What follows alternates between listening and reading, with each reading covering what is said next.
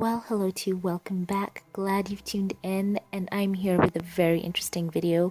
And this was brought to my attention on Instagram, and it is very insightful. So I'm glad you chose to tune in. So before we go into this, I would like to shout out my Patreon supporters for this channel. Let me start off with Anita D. Washington Jenkins. Thank you. And Scotty Brown, as well as Kristen Rowe and Diane Hawkins. Thank you so much. Thank you for choosing to support the channel. So let's go straight into the topic of this video. So it starts with Dr. Jane Goodall, who is being interviewed, and she talks about her friend Prince Harry, and she revealed that he had hinted at leaving the royal family months before the announcement that Harry and Meghan would be stepping back. So Dr. Goodall, who is 86 years old, said that she recalled a comment made by Prince Harry during a conversation last summer. So she was having an interview with The Weekend magazine, and Dr. Goodall said Harry had told her he didn't want Archie growing up with the airs and graces of a royal, suggesting he and Meghan already had other plans for their future. So this is her quote. At the end of the conversation, Meghan came in to listen with Archie. He was very tiny and very sleepy, not too pleased to be passed from his mummy. I think I was one of the first to cuddle him outside the family. Dr. Goodall continued, I made Archie do the Queen's wave, saying, I suppose he'll have to learn this. Harry said, no, he's not growing up like that.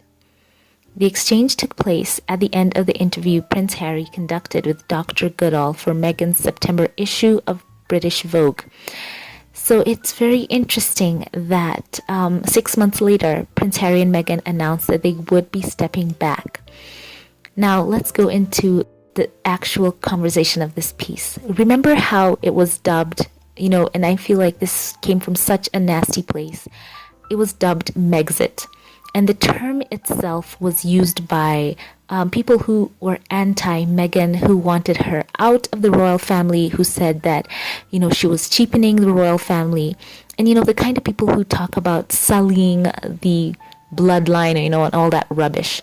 So, that's basically where that term kind of started, and was just some rumbling of people who were negative against Meghan who were using that term. So it's interesting that it was dubbed Megxit, her and Harry stepping back, and Meghan took a lion's share of the blame. So there have been all these strange conspiracies about how Meghan came to join the royal family, and it's interesting that I read a comment by someone who said, you can't have it both ways. And this was directed at those who were against her. Some claimed that she joined the royal family, in their own words, for clout and to raise her profile and enjoy the status. And at the same time, they say she joined the royal family to break them apart, to destroy them. So you can't have it both ways. So either she wants in and wants to enjoy all the privilege and trappings of the royal family, or she wants out, as they were saying. So there was that whole narrative, once again, that this was driven by Meghan, Harry and Meghan stepping back from the royal family. But I've had it in my heart the whole time that, in fact, this was Prince Harry's move. And this is just my opinion. And I would like to hear from you in the comment section. Why do you think it would be more so Prince Harry's decision to step Meghan, Archie, and himself back from the royal family? And I think Prince Harry knows how in the past he has found himself being scapegoated and being constantly compared to Prince William, and some have tried to make him out to be the black sheep, if I can use that kind of a term. And I'm sure he didn't want that for Archie and Meghan all their lives. And another thing why I think Prince Harry wanted to step them back, I think he wanted them to pursue their own path. And also, by the way, they never wanted to step away fully. They did want to support the Queen, but they wanted to step back from being in direct contact with the royal rota. And that was, I think, one of the main things. And I think it really has hurt Harry to see how Meghan was covered in certain sections of the press, and they were criticizing her for things that were honestly so nonsensical and didn't warrant that kind of response. And I think Harry had in mind that he didn't want Meghan and Archie constantly being berated in the press and by certain sections of the media. And number 3, I think there is a whole narrative that has been directed at Meghan, that she didn't know her place, that she wanted to act, in their words, above her station. And those were the kind of terms that were being directed at her. And they said when she joined the royal family and she talked about hitting the ground running with Harry and all the great things that they wanted to do, a certain commentator said that she shouldn't think about doing more. But get this, he said she should think about doing less. And that really made me wonder, what does that mean, do less? It almost seemed like some people wanted Harry and Meghan to dim their light. And especially Meghan, because there was a lot of buzz surrounding her when she joined the royal family. I think some people wanted them to dim their light and kind of stay in the shadows and let other people shine. And I don't think Meghan was about that. She has had a past of being an activist, being out there championing the rights of women and the underprivileged, and there was no way she was going to have that platform and not make it count. Why would she now come to a place where she's told, in a manner of speaking, it's better to be seen and not to be heard? That's a step back. And Harry as well has had his own ambitions. He launched Invictus Games. He has had this strong campaign for mental health and conservation. Those are his passions.